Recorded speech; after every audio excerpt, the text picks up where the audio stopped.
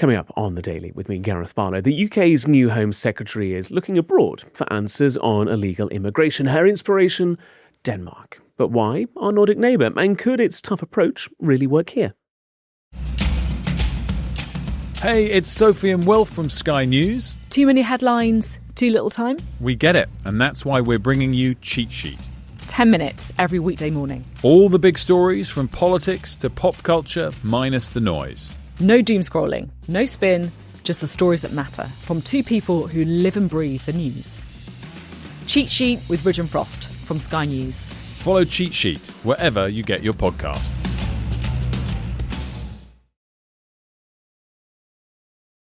I will be very frank. People coming outside who commit serious crimes and do not respect our value and way of life. I don't think they have a place in Europe, and they should be expelled. So we need new solutions that will lower the influx of migrants to Europe. That's the Danish Prime Minister Mette Frederiksen speaking earlier this year, calling for tougher measures on migration. What might surprise you is that Frederiksen leads Denmark's centre-left Social Democrats. That's the equivalent of Labour here in the UK, and she's become somewhat of a role model for Shabana Mahmood as the Home Secretary unveils a new crackdown on illegal migration. Save our kids! Save our kids! Save our kids! Save our kids! Aware of the political urgency around immigration and asylum, Mahmood wants to make it easier to deport foreign criminals and small-boat migrants, hoping to reduce the, quote, pull factor for those arriving illegally. But can a Danish-style policy really work in Britain? And what does this tell us about the politics of immigration today?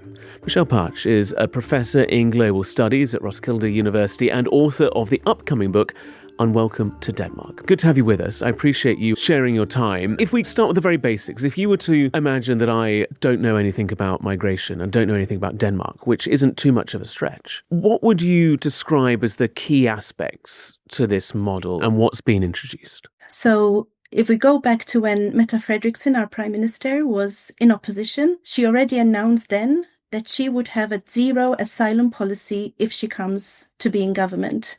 And on that note, she won the election. And ever since, what she's also done is to introduce a series of amendments to the Aliens Act, which ensure that the rhetoric is not only tough, but the laws that accompany those narratives is also tougher.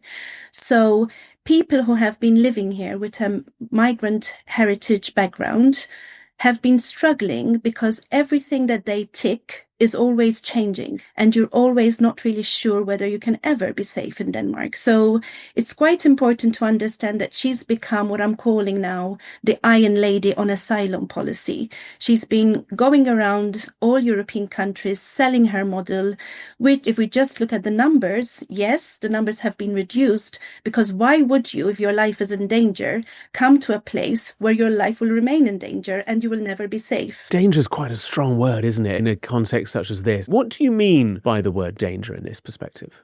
I've interviewed quite a number of Syrians who came to Denmark since 2015, 2014. The initial group that I interviewed were young, unaccompanied children. They were under the age of 16. Today, they are in full employment after having learned the Danish language extremely well. They speak very fluently. They're paying taxes, they're fulfilling all their obligations, but their application needs to be reviewed every 2 years. I'm talking here of people who, when they were still in Syria, they were critical of the Assad regime, and if they are sent back, they would either disappear in the system or be killed. That's the kind of danger I'm talking about. It's the danger to your life. So we need to be very clear. When we're talking about asylum seekers, these are people whose life is in danger. And I think it's quite important that we distinguish between those who have a legal right to protection, whose life is in danger, and those like myself, who luckily carries an EU passport and I can freely choose to work wherever I want in any EU member state. I think that's quite an important distinction too.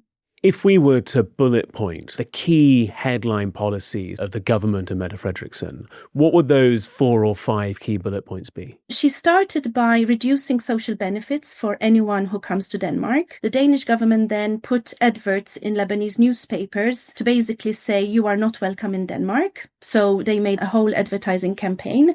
Then they introduced something very controversial again called the jewelry law, which meant, and I see that the UK is trying to copy this, which rhetorically stipulates that anything above the amount approximately of 1,100 British pounds would be confiscated in order for asylum seekers to pay for their stay in Denmark while their application was being processed.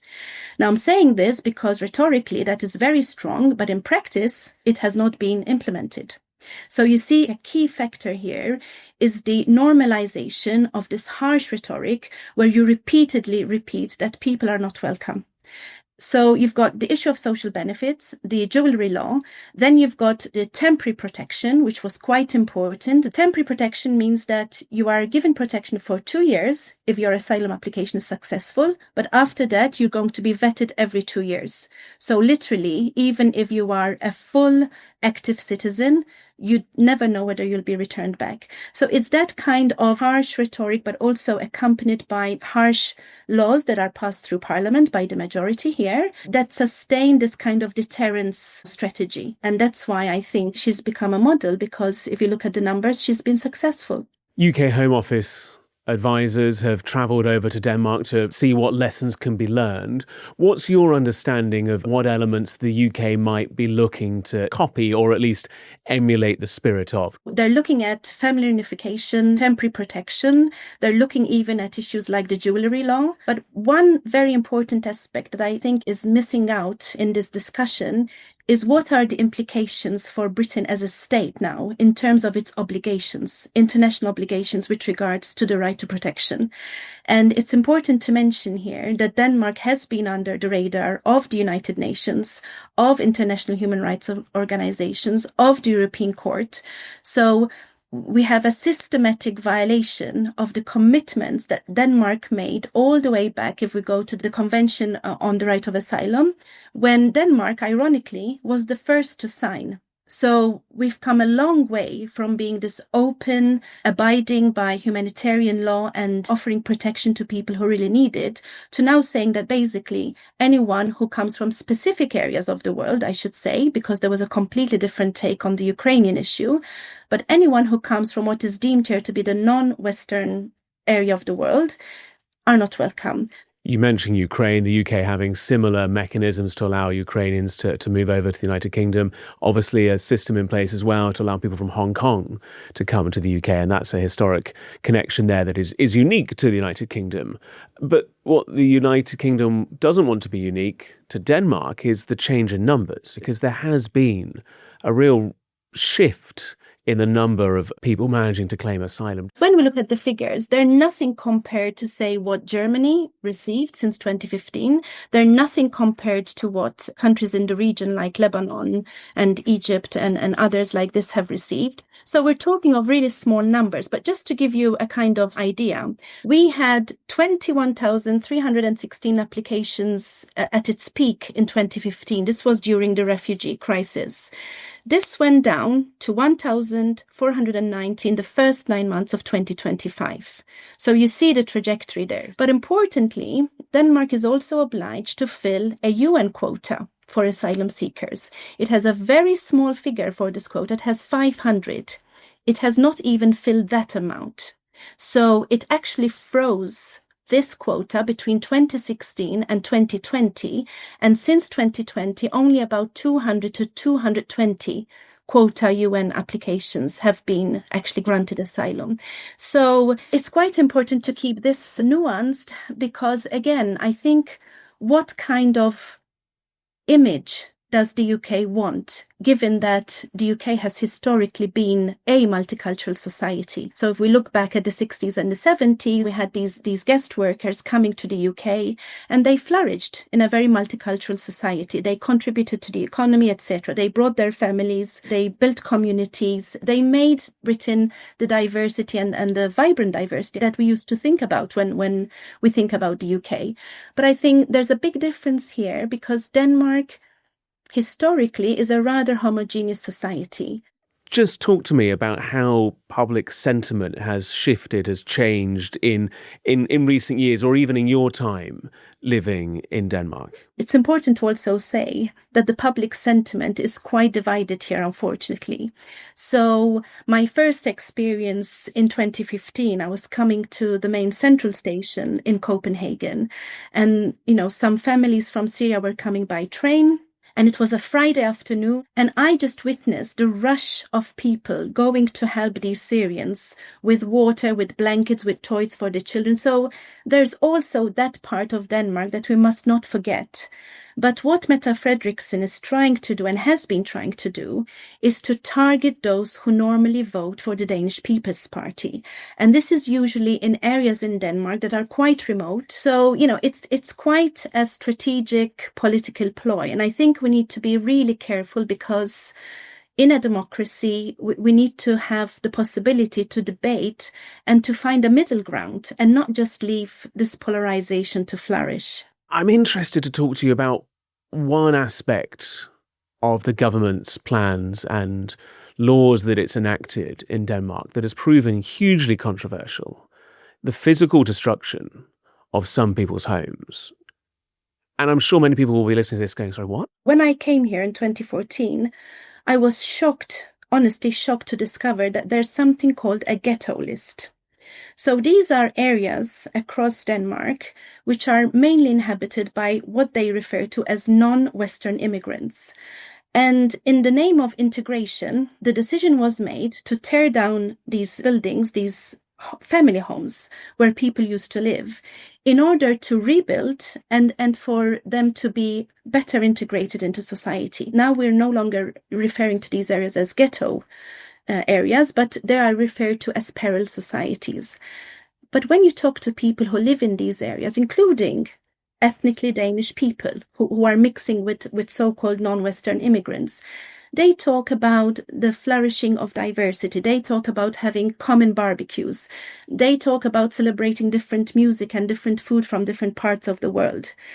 So we also need to think, when we talk about public sentiment, which areas are we talking about, including which generations? What about migrants in Denmark? How have they been impacted by this? I have students here whose parents came in the 70s and the 80s, so they are second, third generation, who have what we call in the UK, a hyphenated identity, so they could be Danish, Iranian, Danish, Iraqi. And I came to the classroom, and most of them were crying, because there was a huge debate here of who is a real Dane. So if you are second generation Iranian with Iranian heritage, you've been born here, you've taken an education here, you're studying here, and you intend to work here, you're being told you're not Danish enough. So where does that leave you? Because you've never been to Iran, for instance. So your home has always been, or at least you have always considered Denmark to be your home. But now you're being told you're no longer safe. And there's another report that finds that most people with a hyphenated identity, 85% of these people in Danish workplaces do not feel safe. So they are thinking about moving out of Denmark. So that gives us an idea of the impact of this harsh rhetoric about those who are deemed to be others, which is highly problematic from a humanistic point of view, but also, of course, legally.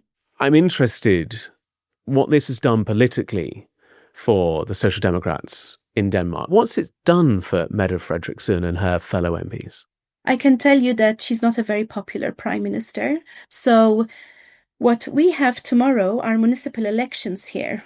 And I sense that the Social Democrats will, particularly in areas like Copenhagen, I sense that they will have a huge backlash on this, because they are not representing the values that she herself, Mette Frederiksen, talks so highly about, these Danish values, these social, ethical, democratic values that she's been pushing. The only worry I have is that the Danish People's Party is moving more extreme and the Social Democrats are moving more far right.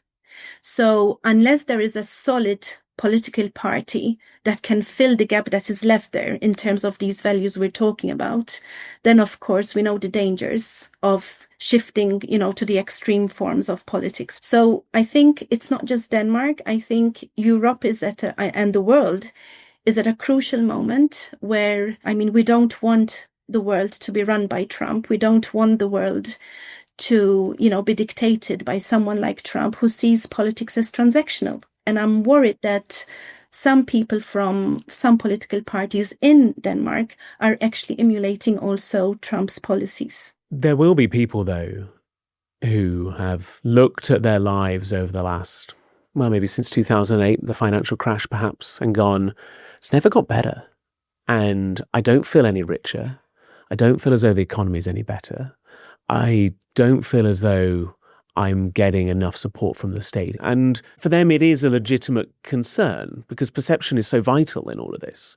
I think we need to direct this to our politicians and say, how is it that we can have an equal welfare state system? So I think we need to measure up the political debate with, as you say, the feelings and the emotional side of perceptions, but also, how can we have a better economy that is a fair deal for everyone involved? So do we need better educational systems? Do we need more opportunities for work? Can we have different trajectories for people to get on the social ladder and the economic ladder? These are the conversations that are extremely healthy here. And I would love to see UK committees coming to Denmark and talk about these issues. How can we ensure a fairer society for all? I think that would be a much more beneficial debate. Michelle Patch, Professor in Global Studies at Roskilde University. Fascinating to speak to you. Thank you so much. The Daily is back tomorrow. Until then, take care.